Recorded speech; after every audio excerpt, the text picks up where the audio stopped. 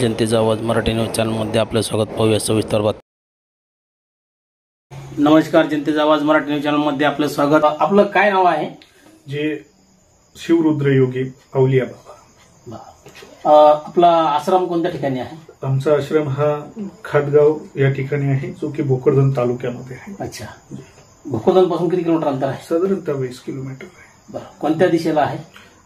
भोकरदन आपण इथून निघाल्यानंतर की त्यापुढे एक जेवखेडा गाव हे दानवे साहेबांचं आहे, तर त्याच्या अलीकडे खातगाव फाटा हा भोकरदन इकडून जात असताना तो उजव्या साईडला येतो, म्हणजे पश्चिमेस येतो. 1 किलोमीटर अंतरावर नॅशनल हायवे पासून. National highway. जी जी. आणि यांचं उद्या म्हणजे 15 जुलै रोजी भोकरदन उपविभागीय अधिकारी कार्यालयासमोर आत्मदहन असा यांनी इशारा दिलेला आहे. आणि यांच्या म्हणणं आहे की त्या ठिकाणी गायरांमध्ये महादेवाचं मंदिर मोठ्या थाटामाटात त्याचं काम चालू आहे आणि त्या कामाच्या संदर्भामध्ये गावकऱ्याकडून काही अडचण येते आणि ती अडचण दूर करण्यासाठी महाराजांनी वेळोवेळी जिल्हाधिकारी असेल, तहसीलदार असेल, पोलीस स्टेशन असेल, सगळ्यांना निवेदन दिलेले आहेत. व हे गायरान जी संस्था आहे म्हणजे ट्रस्ट, या ट्रस्टच्या नावाने ही जागा व्हायला पाहिजे असं महाराजांचं म्हणणं आहे. आपण सविस्तर आता प्रतिक्रिया घेऊ संबंधित महाराजांची. नमस्कार. नमस्कार. सर्वप्रथम सर्व जनता आणि तमाम महात्मांना आदेश. आता तुम्ही जे निवेदन दिलेलं आहे तर उद्या तुमचं आत्मदहन आहे, तर नेमकं याच्याबद्दल आपण काय सांगू शकता? जनतेला काय सांगू शकता? सविस्तर याची थोडक्यात माहिती मी तुमच्या समोर आणतोय. त्या गावामध्ये 33 हेक्टर एक गायरान आहे. 33 हेक्टर म्हणजे जवळपास 72 ते 80 एकर एवढं गायरान आहे. त्याच्यामध्ये लिगली आमच्याकडे 2 गुंठ्याचे कबाले आहेत आणि त्याच्यावरती ते मंदिर म्हणजे परमात्माने ती जागा कुठेतरी निश्चित केलेली आहे. त्यानुसार आम्ही तिथे त्या मंदिराचं बांधकाम त्या परमात्माच्या आदेशानुसार करतोय. विषय असा आहे की त्या गायरानामध्ये 33 हेक्टर गायरान असताना फार काही लोकांनी कोणी 15 एकर, कोणी 10 एकर, कोणी 5 एकर, कोणी 2-2 एकर शेत्या, तर अशा पद्धतीने त्यांनी अतिक्रमण करून तिथे बसलेले आहेत. तर मी वारंवार विषय असा आहे की ते बसलेले आहेत, मुळात त्याच्या वाचून कुठलाही हा संशय नाही आहे. परंतु विषय एक आहे की जिथे जे लिगली जे मंदिराचं बांधकाम चालू आहे तिथं जी यज्ञभूमी आहे, भारतामध्ये पहिला कोरोना हरवण्यासाठी प्रथम यज्ञ तिथे घडवला गेला. मग ती यज्ञभूमी असताना हे लोक काय करताय की 15 ते 20 एकर किंवा कोणी 10 एकर, कोणी 2 एकर एवढं आवरून सुद्धा त्याच्या आजूबाजूचे जे लोक आहेत ते त्या जागेवर सुद्धा अतिक्रमण करण्याचा प्रयत्न करताय. मग मी वारंवार कुठेतरी तहसीलदार साहेब असो, कलेक्टर साहेब असो, एसडीओ साहेब असो, 3 महिन्यापासून 3 वर्षापासून साधारणतः 3 ते 4 मला वाटतं 2023 पासून मी यांच्या दरबारी चक्रा मारतोय. मग मला म्हणायचं असं आहे की जर वारंवार मी यांच्याकडे पत्रव्यवहार केला, अनेक वारंवार हे केला, 3 वर्षापासून पत्रव्यवहार नुसता चालतोय. हा खेळ एक चांडाळ चौकडीसारखा हा खेळ चालू आहे आणि त्याच्यामध्ये मला त्रास होतोय. कारण की 15 ते 20 एकर ह्या लोकांनी आवरून सुद्धा यांचं मन भरत नाही, यांना मर्यादा लागत नाहीये. मग तिथे मला प्रश्न वारंवार पडतोय की शासनाने किंवा या शासकीय अधिकाऱ्यांनी त्या जमिनी ह्या लोकांना विकल्या तर नसाव्या, किंवा मग यांचा कोणी आका असावा आणि तो आका यांना समजा यांना थांबवतोय किंवा ह्या अधिकाऱ्यांना तिथं कार्यवाही करू देत नसावं. कुठलं तरी दोन्हीतून एक कारण असावं याच्यामध्ये. परंतु मला त्रास होतोय तिथे, कारण की आज तिथे कोणाला मर्यादा नाही. ज्याची लाठी आहे त्याची तिथं भैस आहे.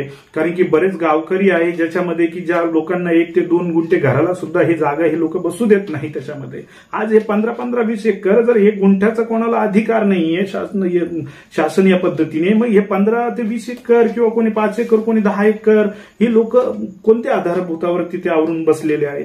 किंवा याच्यामध्ये मला म्हणायचंय मग कोणी पॅनल प्रमुख असेल, कोणी त्याच्यामध्ये ग्रामपंचायतचा सदस्य असेल, ज्यांना 1 इंचाचा अधिकार नाही ह्या ग्रामपंचायतवाल्यांना, ते सुद्धा तिथं आज 2-2, 3-3 एकर ठाणं मांडून बसलेले. मग तरी सुद्धा कार्यवाही नाही. तरी ते निदर्शनं आणून सुद्धा महसूल अधिकारी असेल किंवा तहसीलदार असेल किंवा तलाठी असेल हे त्यांच्या घरी पाणी भरतात. कशासाठी भरतात? मग हे चाललं काय नेमकं? हे पैशावर चालतं की काय चालतं? हा फार अवघड गोष्ट आहे. आणि त्याच्यामध्ये त्या मंदिराला आज कुठंतरी ह्या लोकांकडून जे पाडण्याचं किंवा जो आपण यांची जी घुसखोरी चालली आहे ती थांबवण्यासाठी मी वारंवार या 3 वर्षापासून डीएम साहेब, एसडीएम साहेब, तहसीलदार, सगळे शासकीय अधिकारी यांना विनंती करत आहे, पत्रव्यवहार करत आहे, तरी सुद्धा हे लोक तिथे त्याच्या अनुषंगाने कार्यवाही करत नाही. शेवटी इतपत आलेले आहे की ही लोक तिथे जाऊन विष्ठा करणे, अशा नैतिक गोष्टी, अशा ज्या गोष्टी नको करायला हव्यात त्या गोष्टी तिथं ते लोक हे करतात. म्हणजे यांनी आवरलेलं ते म्हणजे यांचं स्वतःचं, आणि ते 3 एकर किंवा ते मंदिराची जागा फक्त गायरान 33 हेक्टर असं यांचा एक हे झालेलं आहे. मला तो प्रश्न पडलेला आहे की नेमकं ते मंदिराची जी जेवढी जागा आहे आणि ते 3 एकर आहे फक्त 33 हेक्टर तेवढंच असावं का? मग हे ज्या लोकांनी जे ताब्यात घेतलेलं आहे किंवा अतिक्रमण केले आहे, ठाण मांडून बसलेलं आहे, ते हे लोकांना यांचे डोळे तिथं का लागताय नेमकं मंदिराच्या ताब्यामध्ये आज रोजी अंदाजे सर्वसाधारण किती एकर जागा आहे? बघा, तिथे एक 3 एकर मध्ये यज्ञभूमी, ज्या वेळेला यज्ञ घडला होता भारतामध्ये कोरोना हरवण्यासाठी प्रथमतः, त्यावेळेला ती जागा पूर्णतःपणे एक सपाट केल्या गेली होती 3 एकरापर्यंत. आणि मग त्याच्यामध्ये 2 गुंठ्याचं एक मंदिर चालू आहे, तेही शासनाचे कबाले आहेत म्हणून त्यानुसार त्याच्यावरती बांधलंय, बाकी सगळी जागा रिक्त आहे. आणि त्याच्या आजूबाजूला 33 हेक्टर गायरांमध्ये कुठेही तुम्हाला 1 एकर किंवा 2 एकर असा कुठलाही भूभाग खाली दिसणार नाही. मग वारंवार मला म्हणायचं, मग जो भाग 33 हेक्टर किंवा 32 हेक्टर जो आवरलेला आहे, मग तो नेमका यांना शासनाने प्रदान केला किंवा या लोकांनी विकला, बरोबर आहे की नाही? विकला असंच म्हणावं लागेल ना, कारण की ही कार्यवाही करत नाही. मग त्या लोकांना विकला असावा म्हणून कार्यवाही करत नसावी, किंवा त्यांचा कोणीतरी आकावा असावा, त्याच्यामुळे हे कार्यरत होत नाही. म्हणजे आज इथे बघा की संविधान, कायदा या गोष्टी ह्या सगळं मोडीत काढलं या अधिकाऱ्यांनी, बरोबर आहे? मग तो कोणी आका असावा किंवा या अधिकाऱ्यांचं जे काय असेल खरेदी विक्रीचा व्यवहार असावा, तर तसं नाहीये. तर मग त्याच्यामुळं आम्हाला हे का न्याय देत नाही? मग त्याच्यामुळं माझ्याकडे 2च पर्याय आहेत. एक तर बघा, धर्माच्या या रक्षणासाठी एक तर मला शस्त्र उचलावं लागतं, अन्यथा माझ्या आत्महत्या करावं लागते. मग दोन्हीतून मला एक पर्याय निवडायचा आहे. जर मी शस्त्र उचलले तर उद्या मी कायदा हातात घेतला असं हे बोलतील.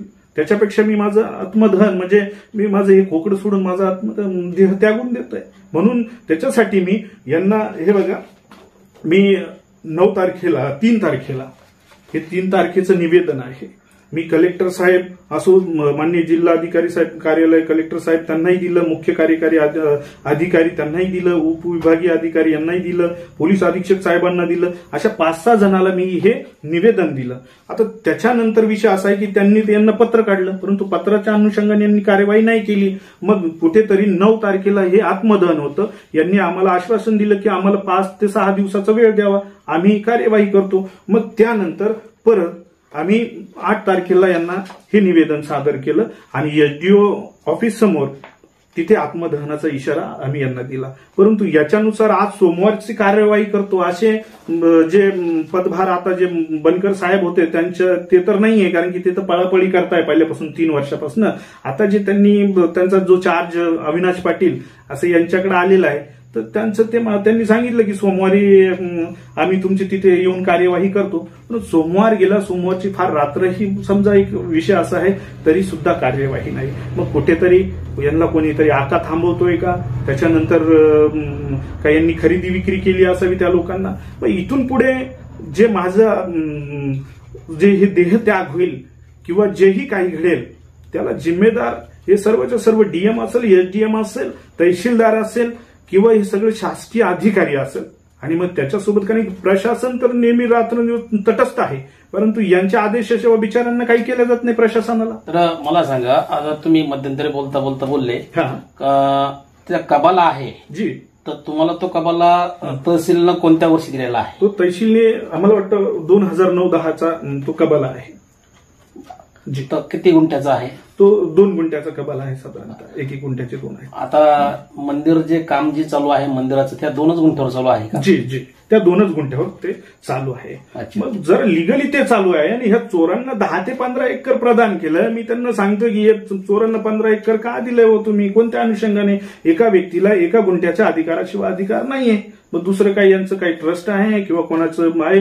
मग जर आम्ही 1-2 वर्षापासून मी यांना, माझ्याकडे ते प्रस्ताव आहे धर्मदायच्या GR नुसार, मी चॅरिटेबल ट्रस्ट असल्याने मी त्या धर्मदायच्या GR नुसार यांना मागणी केली बगडानुसार, तोही प्रस्ताव यांनी पुढे नाही पाठवला. मग नेमकं काय, कोणी आकार रोखवतो का कोणी बोका रोखवतो की नेमकं यांनी हा व्यवहार पूर्ण पैशाने अगोदर विकलेले आहेत ती जमीन, म्हणून असं होतंय. आज रोजी आता तुम्ही आत्मदहन करता, तर मग आत्मदहन केल्यानंतर समजा तुमचं म्हणणं आहे मी आत्मदहन करणार आहे, बरोबर आहे, 2 गुंठे ऑलरेडी आपल्याला ताब्यात आहे, बरोबर आहे. याच्या व्यतिरिक्त तुमचं म्हणणं आहे आपल्याला 3 एकर पाहिजे, कारण की समाजाच्या हेतून, समाजाच्या कल्याणासाठी आज तिथं दारूबंदी व्हावी हा आमचा विषय. अनेक जण येतात, अनेक जण तिथे जातात, बरोबर आहे. मग दारू बंदी केंद्र तिथे स्थापित करणं अथवा त्याच्यानंतर व्यायामशाळा असो समाजासाठी, त्याच्या बरोबर आहे की नाही, मग किंवा भक्त निवास असो किंवा त्याच्यानंतर मला जेही म्हणायचं, ज्याही समाजासाठी धर्म आणि धर्मार्थ कार्यासाठी ज्याही उपयोगी असेल त्या तिथे हे करायचं आहे. उद्या जरा शासकीय निधी आणायची म्हटली तर त्यालाही सुद्धा शासकीय जागा पाहिजे, बरोबर आहे की नाही. मग तिथं ते करतोय, मग काय चुकीचं करत का? मग जर हे स्वार्थासाठी एका जणांनी जर 15 एकरांनी 15 एकरावर एखाद्या काय म्हणता पॅनल प्रमुख असो, एखाद्या कुठल्या पार्टीचा काय जो राजकीय व्यक्ती असो, त्यांनी 10 एकर किंवा 15 एकरावरनं किंवा एखाद्या ग्रामपंचायतचा सदस्य असो, त्याला 1 इंचाचं त्याच्या भावाला किंवा त्याच्या वडिलाला सुद्धा अधिकार 1 इंचाचं नाही, बरोबर आहे. तो ड नुसार तो अपात्र ठरतो, तरी त्याचं 2-2, 1.5 एकरापर्यंत तिथं ठाणं मांडून ते बसलेले आहेत हे लोक. का अपात्र करत नाही, का कार्यवाही होत नाही यांच्यावर? याच्यामध्ये राजकीय लोकप्रतिनिधीचा काही हात असावा का, असं वाटतं का तुम्हाला? असावा, कारण काय आहे की लक्षात घ्या, ज्या वेळेला मी यांना विनंती केली, ज्या वेळेला पत्रव्यवहार काही हा 1 दिवसात किंवा 3 दिवसाचा विषय नाही, पत्रव्यवहार हा 3 वर्षापासून चालू आहे. DM साहेब, SDM साहेब, तहसीलदार यांना 3 वर्षापासून मी वारी करतोय, आलं लक्षात. मग त्याच्यामध्ये कुठेतरी ह्या लोकांनी आज आम्हाला 5 दिवसाचं आश्वासन दिलं होतं. आजचे जे काय नाव आहे त्यांचं, ते अविनाश पाटील तहसीलदार साहेबांचा चार्ज घेतलेला, त्यांनी आम्हाला आजचं सोमवारचं हे दिलेलं होतं, नाही केलं त्यांनी. तुम्ही 3 वर्षापासून पत्रव्यवहार करताय आणि 5 दिवसामध्ये 3 वर्ष जे झालं नाही हे 5 दिवसात करतील अशी तुम्हाला खात्री आहे का? त्यांनी नाही केलं तर मग शेवटी आमच्या आत्मदहनाला जिम्मेदारी सगळे राहतील. मग आज यांनी कुठेतरी कायदा हा मोडीतच काढा आणि संविधानही मोडीतच काढा, बरोबर आहे की नाही. आत्मदहन हे 2 विषय येतात, बरोबर. एक आत्मा आहे आणि दुसरं दहन आहे, दुसरं दहन आहे, बरोबर. नेमकं तुम्ही दोन्हीपैकी काय करणार आहे? आत्मा करणार आहे का दहन करणार? बघा, पहिली गोष्ट यांच्या पद्धतीने हे काय करणार की आमच्यावर गुन्हा दाखल करणार आहे. पहिली गोष्ट तर ते आम्हाला रोखण्याचा प्रयत्न करणार आहे, बरोबर आहे की नाही.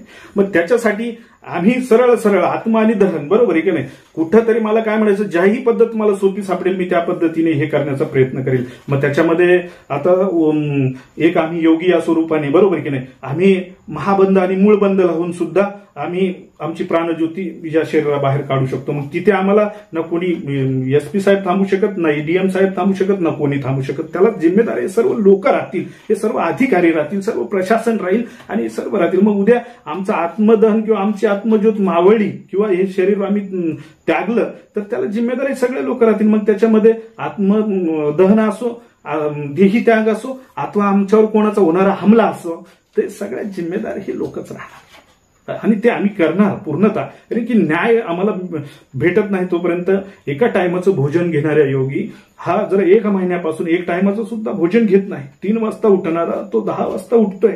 आज ज्या समाजाचं कल्याण त्याच्याकडून होतंय तुम्ही त्याला रोखताय कशासाठी? का 15 एकर तुम्ही एका व्यक्तीला, एका कार्यकर्त्याला किंवा कोणाला देताय? तिथं कार्यकर्ते थाटलेले सगळे आजूबाजूने, ते कोणाचे ते मला माहिती नाही त्याच्याशी. पण काय चाललंय हे?